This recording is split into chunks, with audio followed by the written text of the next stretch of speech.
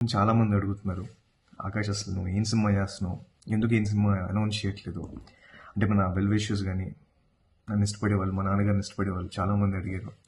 So అంటే ఈ 2 years అయిపోయింది నువ్వు సినిమా అనౌన్స్ చేసి, ఎందుకు ఇలా ఖాళీగా ఉంటున్నావు అని చాలామంది అడిగారు. సో ఖాళీగా ఉండడం కాదు, ఆ, చాలా జాగ్రత్తగా ఉంటున్నాను. చాలా చాలా కదలేనాను. ఈ గ్యాప్లో నాకు I found one amazing producer, I found an amazing production house, and I found an amazing director.